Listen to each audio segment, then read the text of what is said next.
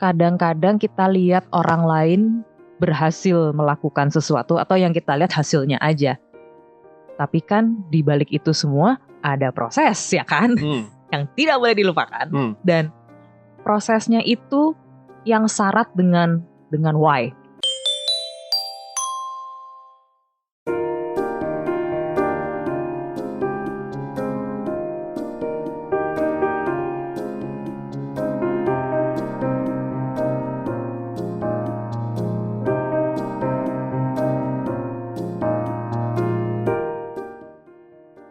Halo teman-teman, ketemu lagi dengan Danti, dengan Aldi dalam podcast Temukan Dirimu bersama Kokona. Selamat datang di episode ke-19. Wih, kita sudah mau 20 episode loh. Mantap. Kudunya ini disimpan buat episode ke-20 harusnya ya? Iya ya, gak apa-apa lah buat latihan ya. Karena kan kita belajar sendiri nih. Nah, sesuai dengan tema episode kali ini, belajar bisa sendiri tapi apa yo? Stay tune deh, nanti kita obrolin ya. Ngomong-ngomong, ada yang baru nih dari podcast Temukan Dirimu bersama Kokona. Apa akhirnya muka-muka makhluk-makhluk ini kelihatan? Tiba-tiba ada kamera. Bukan kamera sih sebenarnya, ya kamera sih. Kamera bener. Meskipun hanya bermodal handphone ya. Gak apa-apa, namanya kan mencoba. Ya salah-salah dikit, mingslek dikit, ya oke lah. Karena yang penting nggak malu mengakui bahwa emang kita berproses. Ya, betul. Itu dia. Jadi video podcast ini bisa kita temukan di mana nanti? Yang pasti di Spotify akan tetap ada, tapi kan ya masuk YouTube dong. Asik. Channel YouTube-nya apa? Ya @kokona. Stay tune teman-teman yang penasaran.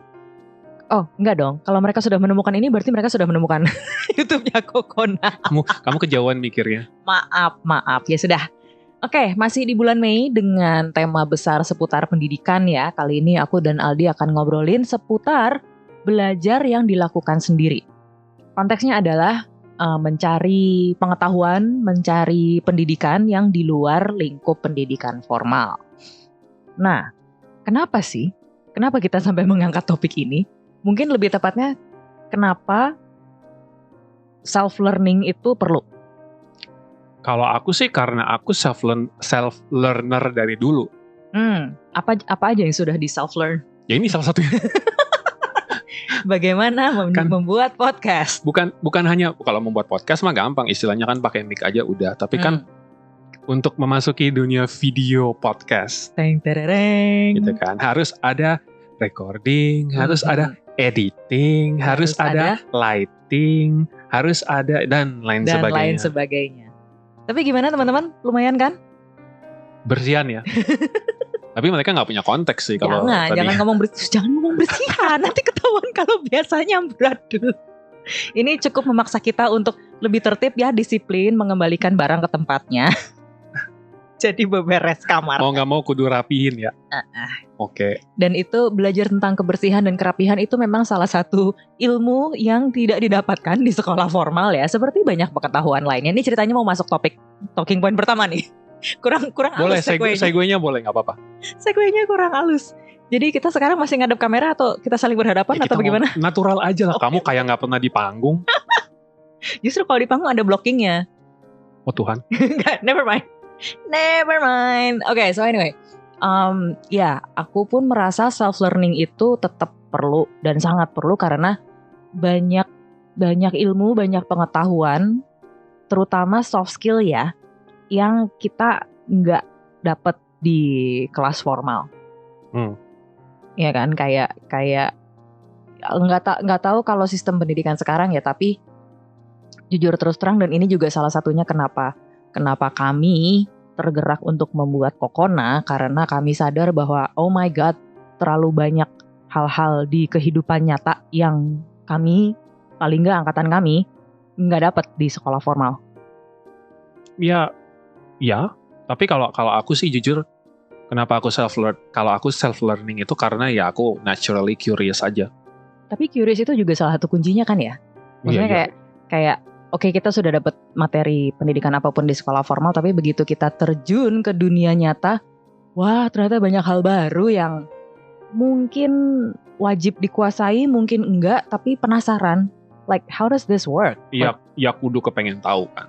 Kalau artinya kalau kamu nggak kepengen tahu dan ya kamu nggak ada drive untuk kepengen dapat ilmu. Ya nggak sih? Iya betul. Ya kayak ini contohnya, bisa sampai editing, bisa sampai apa ya, karena salah satu karena mengharuskan gitu ya.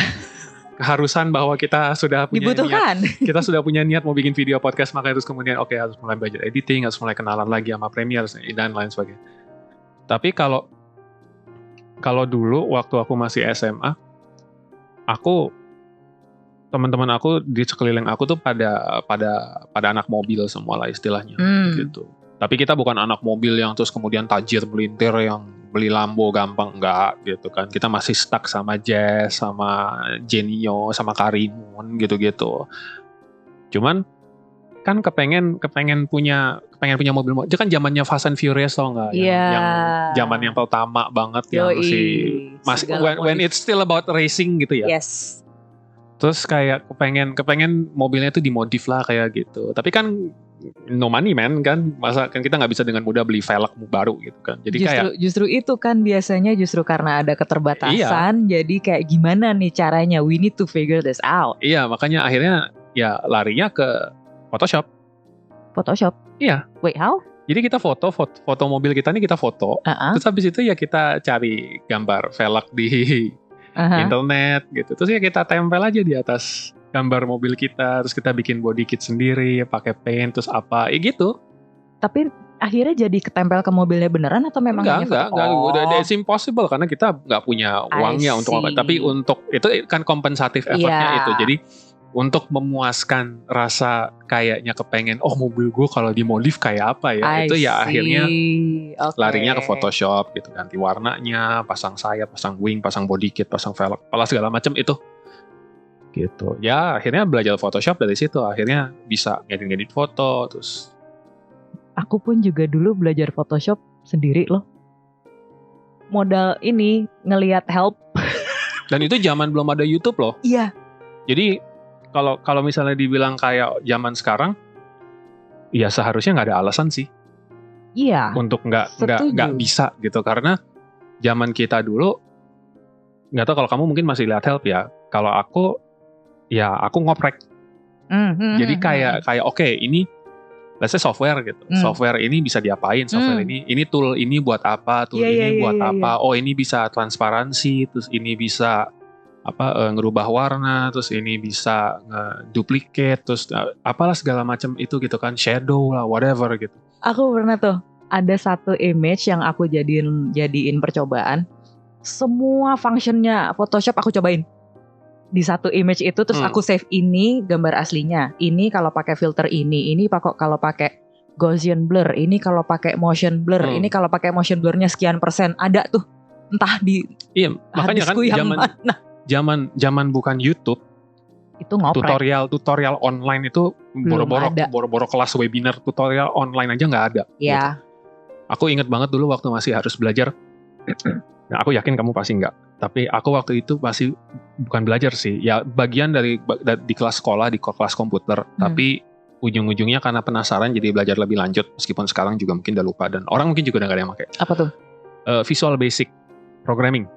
Oke, pernah dengar tapi nggak pernah pakai. Ya. Programming ya? Ya, programming tapi yang jauh sebelum no, not even. Visual Basic itu kayak buat bikin program beneran. Kalau CSS kan cuman buat bikin skinnya website atau apa. Ini beneran programming. Skin Live Journal. Haha.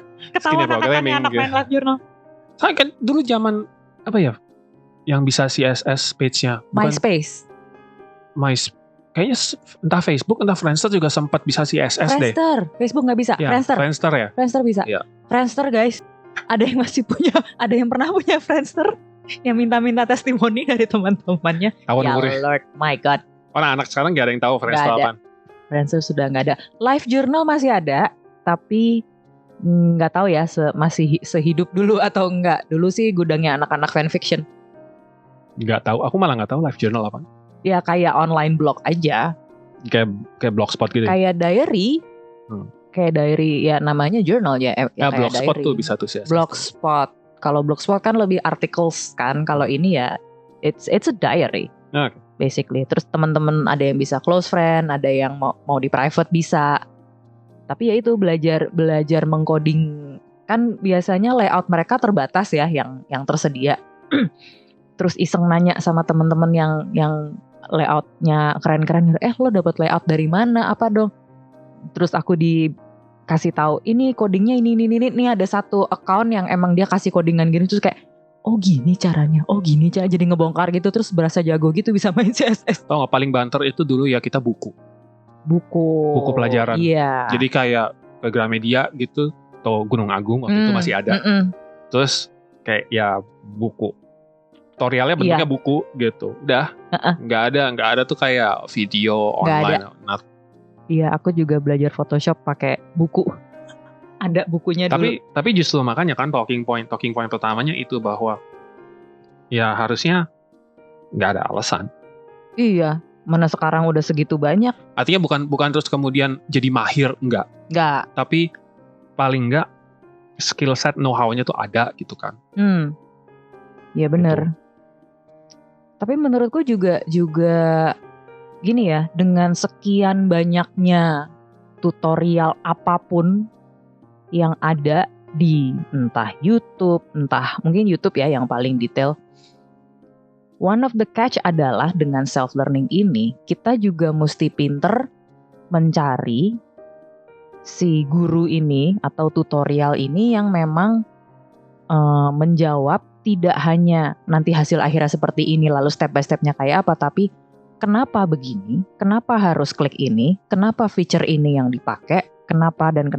Mungkin lebih paling enak nyontoinnya kalau soal desain ya, kalau menurutku. Ada filter yang akan mengubah apa menjadi apa, tapi nggak boleh dipakai barengan dengan ini karena they will zero each other out. Atau tutorial tentang masak. Karena ada there's a science in cooking kan, there's a chemistry of the spices gitu, bahwa bahan yang ini nggak boleh bersamaan dengan bahan apa karena nanti jadinya apa. Ya kan? You like to cook, ya kan? You know what I mean? Ya itu pun juga karena kalau misalnya dibilang kok kamu bisa masak gitu, padahal kamu nggak pernah ini nggak pernah itu, ujung awalnya pangkalnya itu makan gitu. Jadi kalau untuk orang itu kalau mesti mau bilang gue pengen jago masak gitu, makannya nggak boleh ada pantangan. Itu yang pertama. Karena apa? Ya mesti tahu segala macam flavor, mesti tahu segala macam rasa. Gitu. Jadi kayak even to the most absurd one gitu, kayak misalnya tiba-tiba ada orang nawarin, mau nggak nih ice cream tapi pakai merica? Coba makan ice cream vanilla, taburin merica hitam sedikit. Merica hitam. Oke. Nah, next time kita beli ice cream kita coba. Beneran enak. Teman-teman kalau ada yang mau nyobain silakan. Jangan lupa kasih tahu kita di komen ya kayak apa rasanya. Penasaran? Sama itu kan. Kayak makanan Meksiko kan ada satu tuh yang namanya mole. Itu kan dari coklat. Tapi itu kayak dipakai buat ngerebus daging kayak rendang gitu. Terus ada cabenya. Aku pernah dengar coklat dan cabe. Iya, itu kan enak sebenarnya. Coklat dipakai ngerebus rendang? Ya, ada. Tapi anyway, itu maksudnya gitu kan. Kita nggak pernah tahu apa yang ada. Gitu. Jadi maksudnya untuk terus kemudian bisa melakukan hal-hal seperti itu. Ya salah satu caranya adalah dengan mencoba hasil yang sudah ada dari orang lain kan, sebenarnya kan gitu. Ya. Nah, gitu. satu lagi. Tadi Aldi ngomong hasil jadi kepikiran. Self learning itu memang tricky ya. Maksudnya gini, kadang-kadang kita lihat orang lain berhasil melakukan sesuatu atau yang kita lihat hasilnya aja. Tapi kan di balik itu semua ada proses ya kan, yang tidak boleh dilupakan. Dan prosesnya itu yang syarat dengan why. Why. So I guess kuncinya buat aku ya, kalau memang mau self learning, kita mesti nanya kenapa harus begini. Kalau aku ganti dengan ini bisa nggak? Kalau aku melakukan bukan A tapi A1, does it work? Kalau kita udah paham bahwa semua itu perlu proses dan semua proses itu ada alasannya, it becomes logic, it becomes easier for us untuk nangkep juga kan kenapa Kalau buat aku sih proses itu pasti nggak mungkin dipisahin lah dari semua pembelajaran. Cuman yang sering kali yang bikin aku sebel itu orang nggak mau mencoba karena takut gagal pas proses. Lah namanya belajar pasti jatuh dulu dong. Tapi kan itu dong masalahnya kan, bahwa karena si orang ini nggak mau salah, entah apakah nggak mau salah, nggak berani salah, atau nggak mau kelihatan salah. Salah satu, banyak kan alasannya. Pada akhirnya dia jadi nggak berani mencoba karena dia sudah meng-underestimate dirinya duluan, bahwa dia merasa bahwa ini gue nggak bakalan bisa. Gitu. Itu menurutku adalah hal-hal yang sering sekali. Atau kalau nggak misalnya, mungkin contohnya agak terlalu jauh, tapi aku rasa ini masih masuk. Kayak misalnya di dalam satu buah kelas gitu, sebuah kelas yang lagi ada proses belajar mengajar, ada dosen atau gurunya, terus kemudian ada a bunch of mahasiswa-mahasiswi, student apa whatever. Terus kemudian ditanyain di situ bahwa, oke, ini ada yang berani nyoba jawab nggak?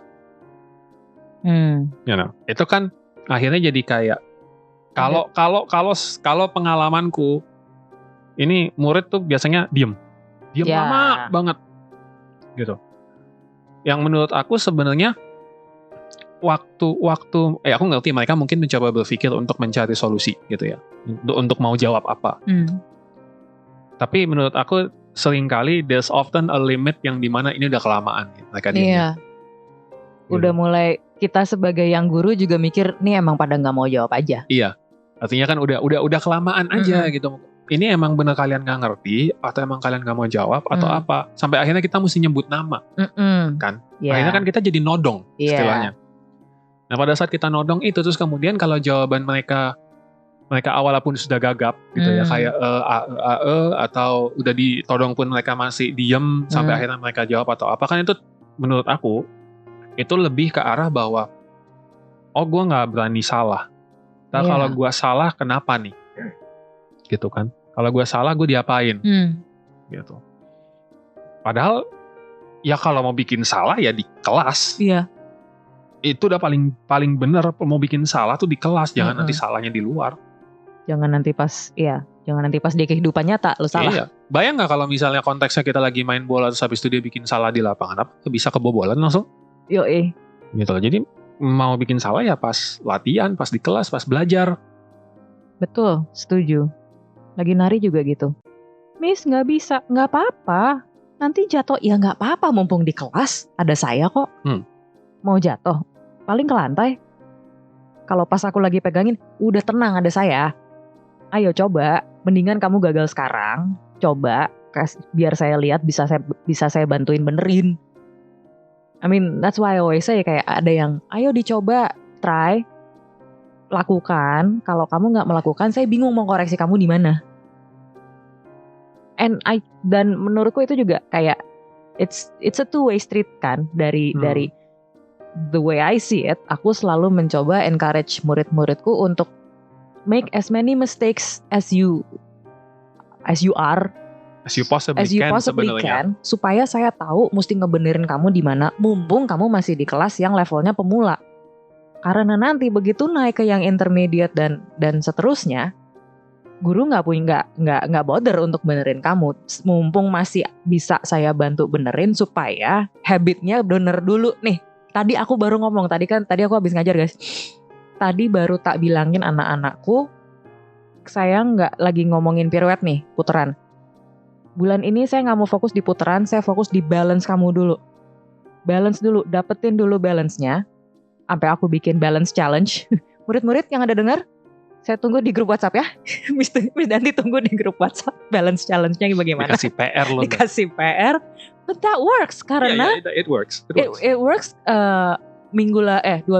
2 minggu lalu ada satu anak yang dia balance-nya aja itu masih goyang.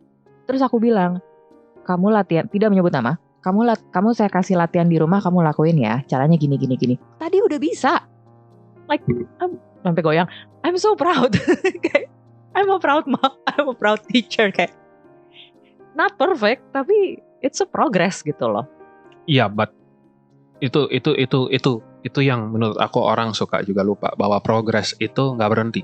Ya bener. Gitu. Hanya karena kamu mencapai level tertentu bukan berarti terus kamu nggak bisa naik lebih lagi sebenarnya. Itu yang sering orang lupa. Gitu. Dan begitu seseorang punya mindset bahwa progress never stops, they will never stop learning. Iya. Ya kan? Dan itu kan sebetulnya yang harusnya terjadi di dunia ini.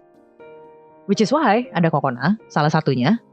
Karena kami pun gak berhenti belajar guys. Kami pun terus kayak, emang begitu ya? Emang begitu? Emang bener begini? Jadi yang selama ini kita lakukan bisa lebih baik lagi atau you know what I mean? Iya. Aku juga gak ngerti apakah itu dianggap klise atau enggak ya. Karena kan ada patah yang bilang bukan pepatah sih, saying lah, omongan yang menyebutkan kalau guru itu juga belajar dari murid. Oh iya. Gitu. Tapi I get the feeling kalau kebanyakan orang di luar sana kayak klise gitu. Kan guru yang harusnya lebih tahu, kan guru yang harusnya lebih pintar, kan guru yang harusnya lebih titik gitu kan. Enggak loh, beneran loh. Kita juga belajar dari murid. Iya. Gitu. Artinya kita juga belajar dari kayak Kokona deh. Kita juga setiap kali kita harus ngadain kelas atau kita ngadain bootcamp, ya kita juga akhirnya jadi kayak, oh orang ini seperti ini, oh respon dia begini, oh respon dia begitu ya. Ya kita juga. Ternyata apa yang kita disampaikan insight, apa bahasa Indonesia? Insights different responses from different people. Iya. Menghasilkan respon yang berbeda kan dari orang. Dan itu juga, makanya kan kalau misalnya kamu dulu pernah bilang bahwa psikologi itu adalah ilmu yang kagak bakal pernah mati. Iya. Gitu. Dan menurut aku, especially nowadays, karena pembahasan mengenai AI itu udah begitu kuat ya. I think this is one part yang dimana AI itu nggak bakalan bisa nyentuh karena ya itu tadi 8 miliar orang di atas muka bumi, 8 miliar otak di dalam tubuh 8 miliar jiwa, ya akan ada 8 miliar interpretasi terhadap satu hal. Jadi banyak. Jadi janganlah berhenti penasaran. Ya. Jangan jadi arwah penasaran ya. Tapi sudah mulai serius banget. Kaget gue guys. Mana ini ngerekamnya malam lagi kan. Timernya sampai mati loh. Sudahlah. Gak apa-apa. Itu 20 menit. Oke. Udah arwah itu. Kita awas jangan lihat di luar ada apa. Jangan. Jadi apa mana tadi? Jangan berhenti penasaran. Betul kan? Paling enggak gini. Penasaran juga harus dilengkapi dengan punya bayangan nanti akhirnya seperti apa. Misalnya ya kembali lagi ke soal Photoshop deh, mungkin kita udah punya bayangan. Gue pengen, dulu aku pernah iseng pengen ngedesain helm dulu zaman masih main go-kart. Aku pengen punya helm yang warnanya gini. Pakai Photoshop kurang lihai, jadi aku menggambarnya. Tapi udah ada bayangan tuh di kepala, udah jelas banget helmnya warna base-nya warna hitam, terus kayak ada flame biru, flamenya ada pendarnya warna apa ya, meskipun skill mewarnaiku seada-adanya, tapi kayak bisa. Ya itu tadi kayak kan kita mesti punya apa ya istilahnya, mesti punya kiblat. Gitu loh, kayak belajar itu mesti ada kiblatnya kan. Mau belajar untuk menjadi apa atau mencapai level apa gitu. Karena kiblatnya itu kan yang akhirnya jadi motivasi kan sebenarnya. Iya. Kayak misalnya waktu aku ngambil course Barcelona coaching, ya itu karena aku kepengen, nomor satu aku kepengen lebih paham, pastinya. Aku kepengen lebih paham. Aku kepengen masuk juga ke dunia itu one day, gitu ya. Sekarang pun sebenarnya itu masih berupa impian kan. Bisa di sisi lain, pas sudah masuk terus kemudian belajar, gitu ya. Pas sudah masuk terus kemudian belajar, akhirnya sadar kalau ada hal-hal di dalam situ yang bisa diterapkan tidak hanya dalam konteks pelatihan sepak bola. gitu kan. Kayak contohnya hal-hal mengenai pedagogi. Hal-hal mengenai pedagogi ini kan ya edukasi. Iya, Jatuhnya dong. Cara mendidik. Iya. Cara memahami peserta didik secara menyeluruh sehingga kita tahu mesti dihadapi seperti apa mereka. Betul. Terus ada aspek psikologinya. Ada aspek sosial kulturalnya. Oh iya, yang kamu pernah kasih lihat ya? Iya kan? Ada aspek sosioekonominya. Gitu. Jadi kayak kalau misalnya dipikir, kamu ini belajar pelatihan bola terus ngapain ngomongin sosiokultural, sosioekonomi dan lain-lain gitu.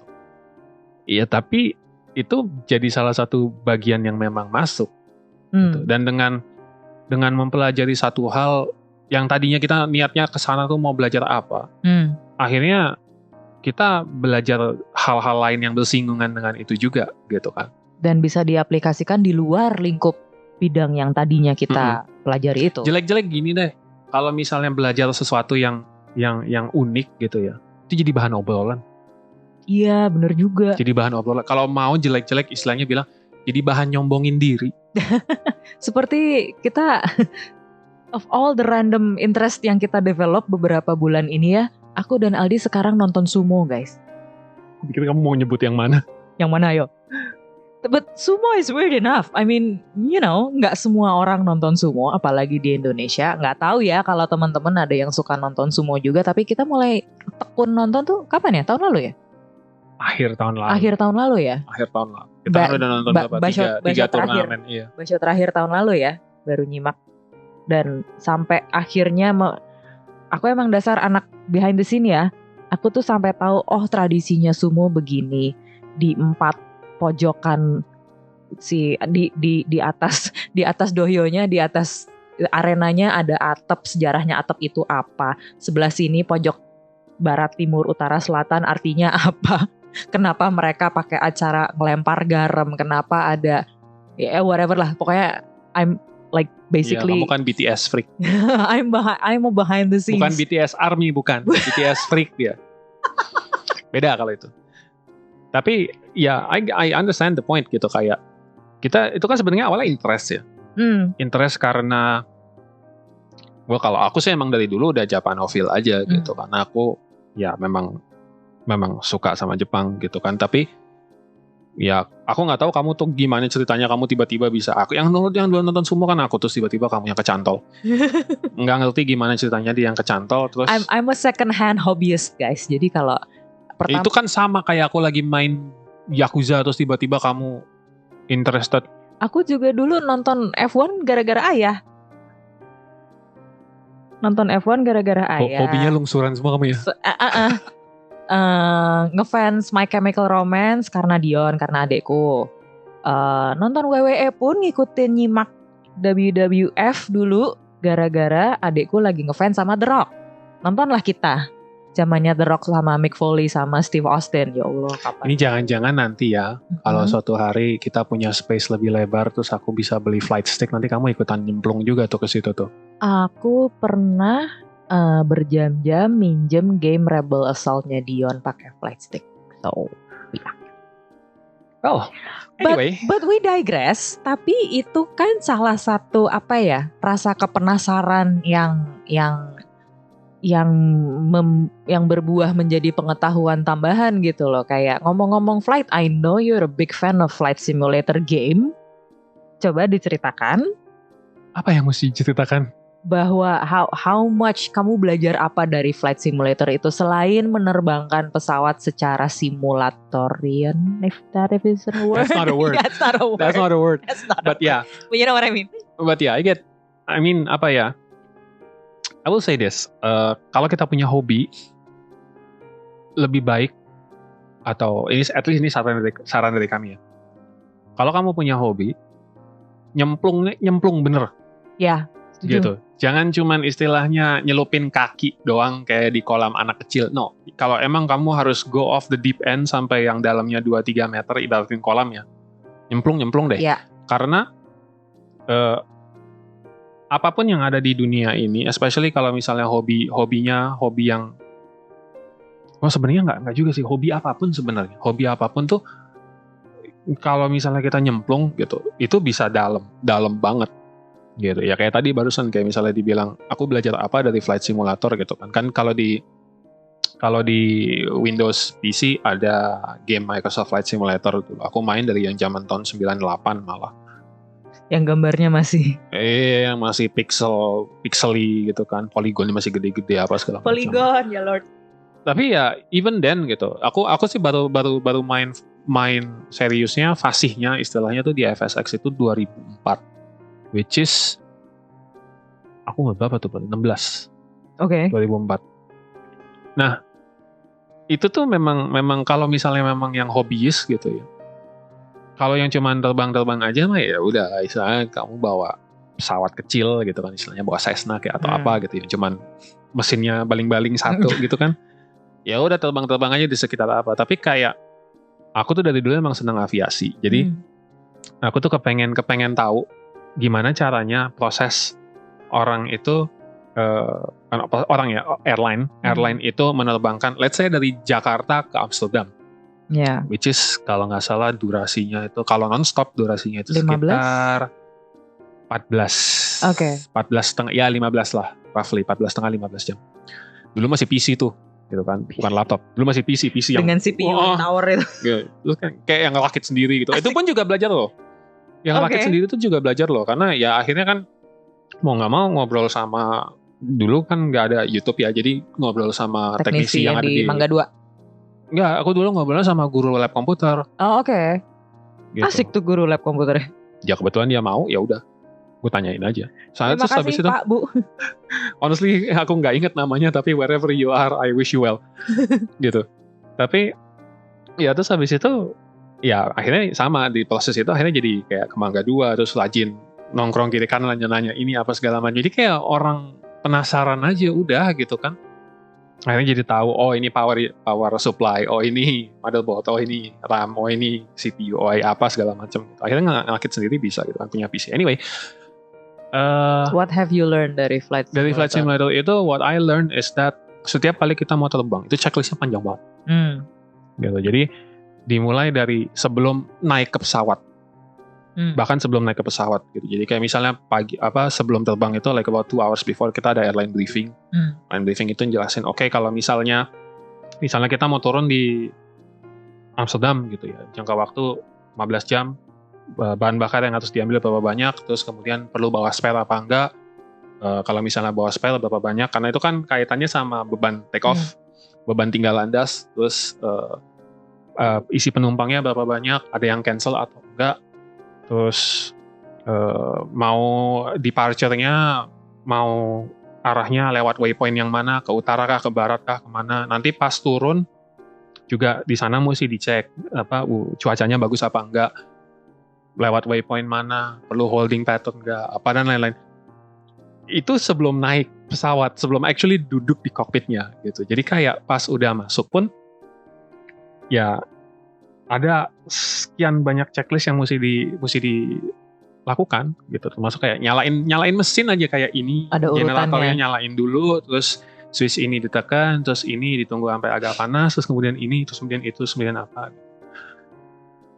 Dan gilanya adalah waktu itu, sekarang pun masih, tapi waktu itu si Flight Simulator ini punya satu section khusus di game itu, yang dimana itu banyak kayak flight school. Oke. Iya, jadi kamu masuk ke situ sama dia, ada tutorial gitu. Tapi tutorial serius, karena yang bawain juga instruktur pilot beneran. Oke, so it's a real life pilot. Iya, ada namanya juga, namanya Rod Machado. Oke. Machado, I'm not sure. Tapi itu pilot beneran, dia instruktur pilot beneran, dan dia bawain kelas itu, dia terserah kamu boleh dimulai dulu dari pesawat yang kecil. Jadi kamu nggak bisa ujuk-ujuk langsung bawa Boeing gitu, nggak bisa. Jadi mulai dari Cessna dulu, terus apa, langkah ke Boeing gitu. At the end of the tutorial, itu kita dapat sertifikat. Like actual sertifikat yang bisa kita print. Oke. Gitu. So basically you're a certified sim pilot. Yeah, in a way. Gitu. Waktu itu. Obviously ini beda sama dunia nyata ya. Karena kalau di dunia nyata kan ada hal-hal kayak misalnya arah angin atau apa, dan itu kan lebih berasa. Tapi technically, kalau amit-amit suatu hari terbang kita Terus tuh pilot kagak ada spare-nya. Terus kita kebetulan naik 737.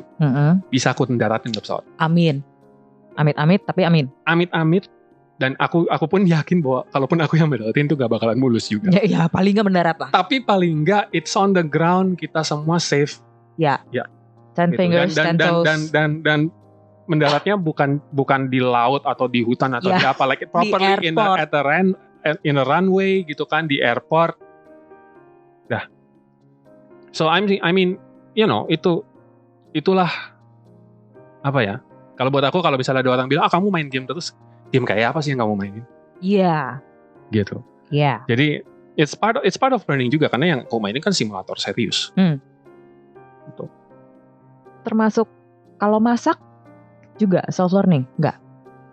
Aku masak sebenarnya setengahnya aku main Cooking Mama. Ya, bener. Oke. Bener. Tapi yang dulu ya. Iya. Yang dulu original. Yang masih di Nintendo DS. Iya, tahu. Gitu. Karena kan dia ngajarin, meskipun stepsnya simplified gitu. Tapi dia ngajarin bahwa logiknya sama kan? Logiknya sama. Jadi kamu dikasih tahu cara motong. Let's say kamu cara motong ikan tuh, kamu dikasih tahu apanya dulu yang dipotong, terus kemudian bagaimana, terus kemudian bagaimana. Tuh langkahnya bener. Gitu. Ya bukan berarti terus kemudian aku sekarang kalau motong udah lancar, gitu, tak. Tapi dulu ya waktu masih latihan ini tangan berdarah-darah. Tapi ya that's part of the game, man, gitu kan, part of learning gitu. Ya kayak aku jujur belajar masak dulu gara-gara nonton Nigella. Ada yang nonton Nigella juga? Dulu masih tunggu bentar. Dulu Discovery Channel, terus dia punya sempalan, aku lupa namanya, Travel and Learning Channel, terus jadi Food Channel, Asian Food Channel, apalah pokoknya kemana Nigella pindah aku ikutin. My first dish yang aku masak hasil dari nonton kakak tante Nigella itu adalah risotto. Yang gak pernahnya dulu aku masak yang complicated begitu. Tapi ya pertama kali bikin risotto adalah nasinya masih keletus-keletus, masih keras, kurang mateng lah, apalah. Aku dulu nonton Iron Chef, tapi yang Jepang. Oh, yang asli? Yang asli, ya, karena kalau yang Amerika itulah. Tapi Iron Chef Jepang itu kan dia menjelaskan ya. Jadi komentarnya, kan ada komentatornya. Komentatornya itu juga menjelaskan gitu, dan menjelaskan dengan proper gitu, bahwa ada bahan ini, oh ini kayaknya mau kesini, oh ini kayaknya mau kesini. Dan mereka jadi kayak guessing game juga kan antara komentator, karena mereka nggak tahu kan nih chefnya mau bikin apa gitu. Ya, again baliknya lagi, setengahnya juga mesti observant. Gitu. Kalau ternyata dia tiba-tiba ada hati bebek, terus ada apa tiba-tiba masakan jadi apa gitu ya. Oh, bisa atau digituin. Terus kan pas jadi mereka tasting, moment. Pas mereka tasting kan si testernya juga komentar dong. Oh, kok rasanya begini. Oh, jadi akhirnya jadi logika yang mengconnect. Iya kan? Point A to point B, point C, D. Ya. Gitu. Yang itu nanti mungkin kita bahas di yang berikutnya kali ya, episode critical thinking ya. Oh ya, betul. Gitu. But my point is, nomor satu, kalau misalnya emang ada hobi itu nyemplung aja sedalam-dalamnya. Yes. Gitu. Meskipun hobi itu cuman satu atau dua gitu, kamu nggak perlu punya hobi banyak. Cemplung situ, masuk. Sekalian pilih satu, pick one and go all in, literally all in. Minimal kalau nggak jadi livelihood, minimal tahu prosesnya. Ya nggak sih? Iya. Mungkin kita nggak, let's say misalnya mengetahui dasar-dasar obat-obatan. Mungkin kita nggak akan jadi dokter, tapi paling nggak mengetahui simptom-simptom apa ini kira-kira. Bukan mau self-diagnose ya, tapi paling tidak untuk kayak misalnya salah makan. Minum norit, kenapa norit? Karena ada charcoalnya. Charcoal itu menyerap toksik, misalnya. Iya. Itu kan, paling nggak tahu deh. Pemahaman, lagi pula kalau udah zaman sekarang gitu ya. Let's say kamu minum, ini karena kebetulan dia nyebut obat gitu ya. Let's say kamu dikasih obat namanya apa. Kemungkinan besar itu bukan obat. Obatnya tuh namanya bukan itu sebenarnya. So it's a brand name. Gitu kan. Kayak let's say Panadol. Ada kandungannya Panadol apa? Itu brand name. Gitu. Jadi di dalamnya ada kandungan paracetamolnya apa. Itu yang penting untuk diingat. Gitu.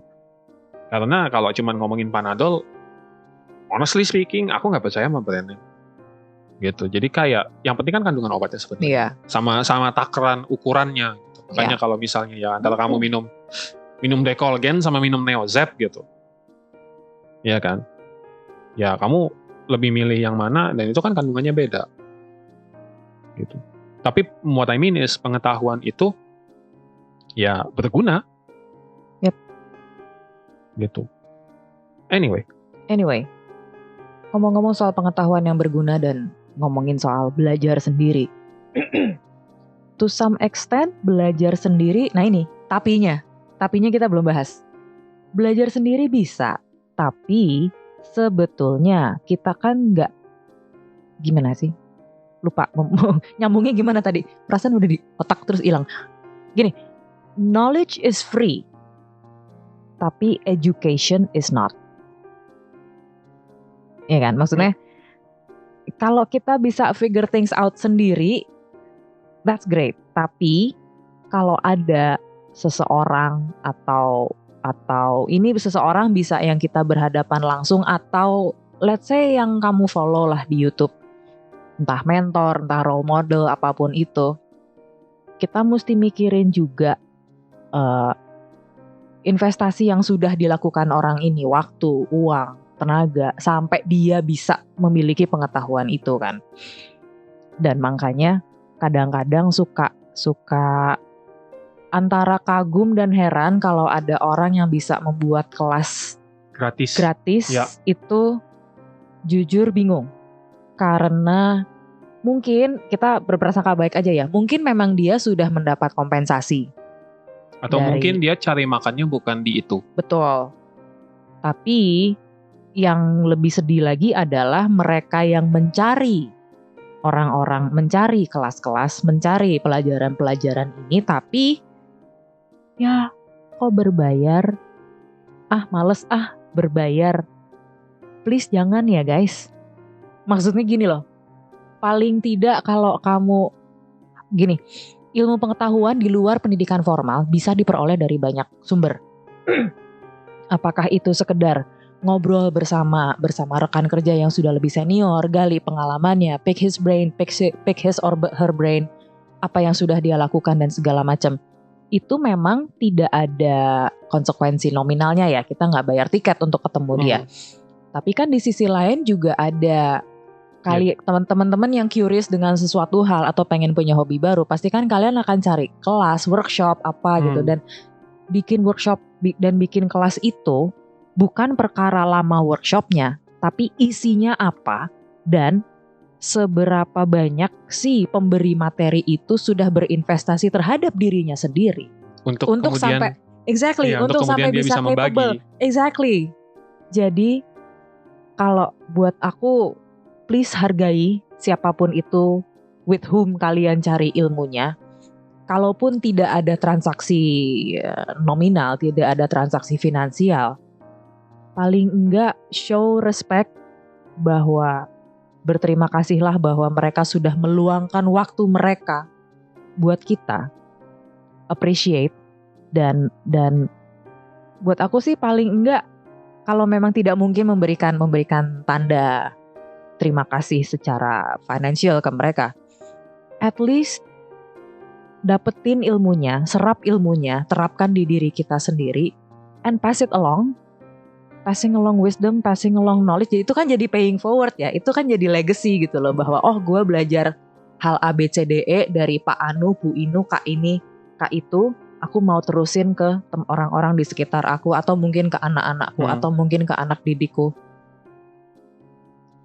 Ya, I agree. Iya kan? Karena ya ini kan sebenarnya salah satu topik hangat ya di luar ya, karena gaji guru itu kan kecil banget. Oh God, yes.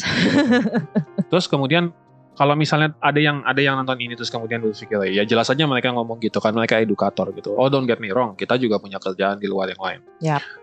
Dan justru makanya karena kami ada di sini, karena kami mau meninggalkan pekerjaan lain yang kami lakukan itu, kami mau 100% di sini, maksudnya itu.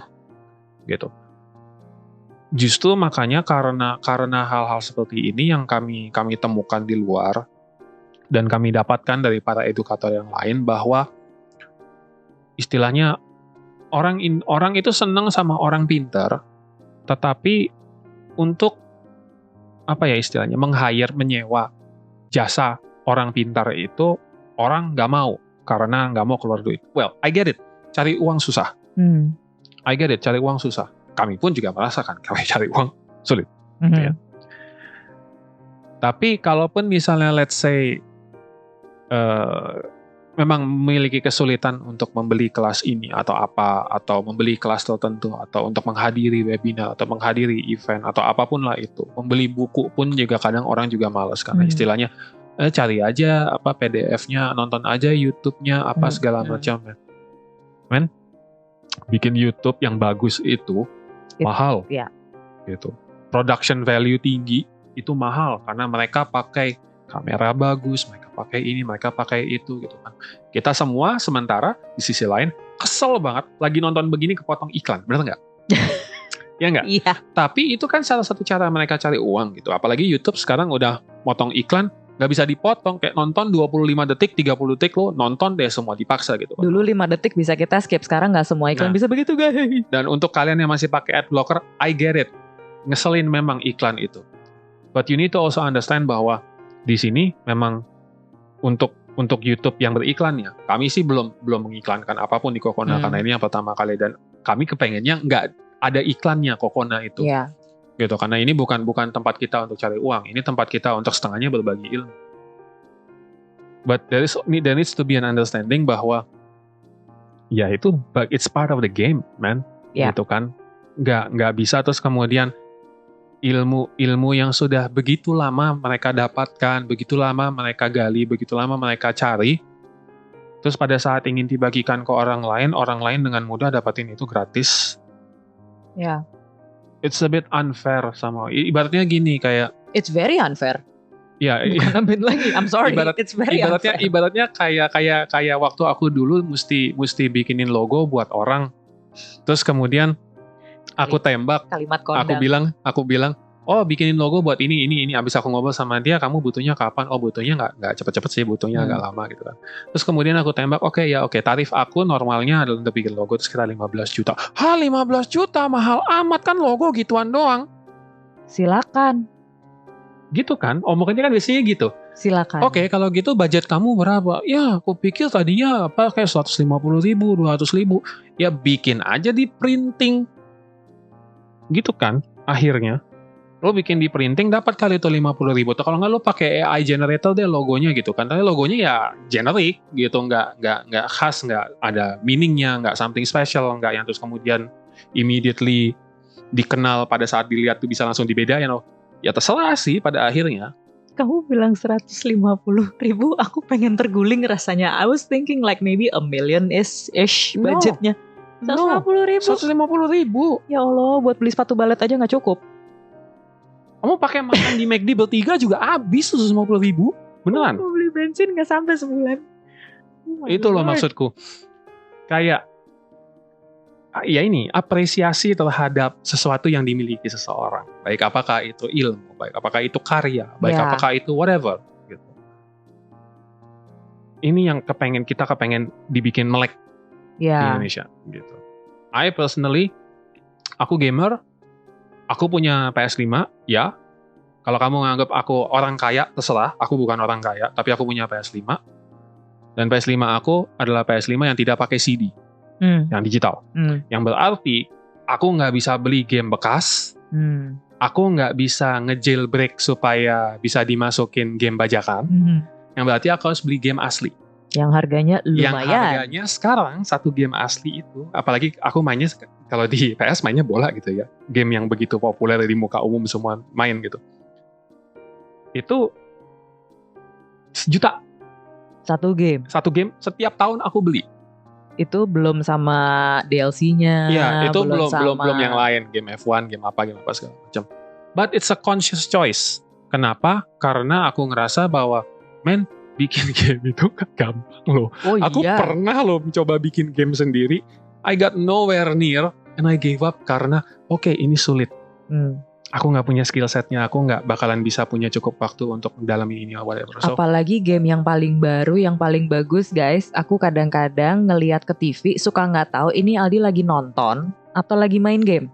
But my point here is that itu tadi, apresiasi ke karya seni, apresiasi ke ilmu orang, apresiasi ke segala macam ini, it's by choice. Kalau aku memang lagi nggak punya duit, either aku tunggu sampai sale, atau aku nggak beli sama sekali. Iya. Karena aku ngerasa it's just a game, nggak penting. I'd rather save my money, simpan duitnya, sampai memang keluar sesuatu yang memang benar-benar aku udah nungguin dari lama, atau yang memang aku regularly aku beli karena ya it's I need. Gitu. Udah, that's it. Ya. Dan itu tadi, kalau misalnya dapat orang yang mau berbagi ilmu, kayak ngobrol sama temen, bagus ya ini ya udah gini deh, kita ngopi bareng yuk. Ya, treat them to cup of coffee. Kita ngopi bareng yuk. Kalaupun nggak mau ngopi bareng, nggak mesti Starbucks, nggak mesti kopi kenangan, nggak mesti apa. Masuk ke Indomaret, beliin dia kopi kalengan Nescafe 2 biji. That's enough. But you need to give them something in return. Apapun deh, terserah deh. Show appreciation aja gitu kan. And the very least, ini the very least, tapi yang menurut aku long lasting adalah yang tadi aku bilang, diterusin ilmunya, diserap bener-bener, dipahami, dibagi lagi, diterusin ke orang lain, dan itu kan akan jadi legacy ya, dan itu nggak akan ada habisnya. I think we've gone long enough. Sudah ya? Udah berapa menit kita? Udah 50 menit. 50 menit, wow. Seru. Kalau ngomongin apresiasi seru, karena honestly this is a topic yang sangat dalam juga sama kita. Nah, aku yakin kita bukan YouTuber ya. Pertama, we're not YouTubers. Tapi aku yakin YouTuber lain di luar sana pasti ada yang ngomongin ini juga. Jadi you know, we're here only to remind you guys bahwa this exists gitu, dan this is something yang memang ya orang mesti paham. Oke. Sekian dulu ya. Cukup. Sekian dulu teman-teman episode kali ini tentang belajar bisa sendiri tapi. Nah, tapinya ini semoga dari obrolan kami teman-teman semakin penasaran tentang hal apapun, semakin penasaran tentang prosesnya, dan kalau teman-teman menemukan orang atau tokoh atau apapun yang bisa dikulik ilmunya dan dengan senang hati berbagi, appreciate dan amalkan ilmunya supaya bisa jadi legacy. Aldi ada tambahan? Oke. All good. Baik, terima kasih teman-teman sudah menyimak obrolan kami, baik yang mendengarkan di Spotify, di podcast Temukan Dirimu, atau yang nonton di YouTube, www.youtube.com/kokona. Selamat datang di YouTube kami, jangan lupa follow ya. Subscribe, like, apalagi? Komen. Yes, komen. Nah, ya, udah ada di YouTube. Komen please. Beneran, tolong komen, karena komen apapun, negatif, positif, tapi kalau boleh yang sopan, gitu ya, karena ya gitu deh. Please adhere gitu to YouTube guidelines ya. To YouTube guidelines, gitu ya. Kalau misalnya ternyata terreport terus kalian terblok, bukan kami yang ngeblok, itu pasti ada orang lain. Gitu. Tapi ya itu, begitu kan? Yes. Terus kalau misalnya episode ini berkesan, gitu ya, mudah-mudahan nanti kedepannya juga ada episode-episode lain yang berkesan. Atau mungkin kamu nonton ini backlog gitu ya, kamu udah nonton yang lain, kamu balik nonton ke yang ini, atau mau di-share ke teman-teman kamu, boleh loh, linknya tinggal di copy, di paste di WhatsApp, diapain, gampang, tinggal di-share. Teman-teman udah pintar lah ya, bagaimana caranya nge-share. Kita yang suka ngeja, gimana cara share link YouTube. Anyway, oke, tadi apa? Oh ya, podcast di follow, YouTube di follow, di komen. Dan kalau pengen tahu lebih banyak update tentang Kokona, tentang kelas kita, tentang kegiatan kita, ada Instagram @kokona.id. Semoga sudah follow, yang belum follow ya. Apa lagi? Oh ya, komentar, saran, mau curhat, boleh? Silakan. Kita ada, tuh kan. Atau misalnya kepengen kerja bareng, kolaborasi, langsung email aja ke admin@kokona.id. Atau di WA ke berapa nih nomornya? 0877 8982 2999. Itu 9-nya 3 kali yang di belakang, nanti kita balasnya di hari dan jam kerja. Oke, sekian dulu. Saya Danti. Saya Aldi. Sampai ketemu di episode berikutnya. Dan jangan lupa, setiap hari selalu ada kesempatan untuk temukan dirimu bersama Kokona.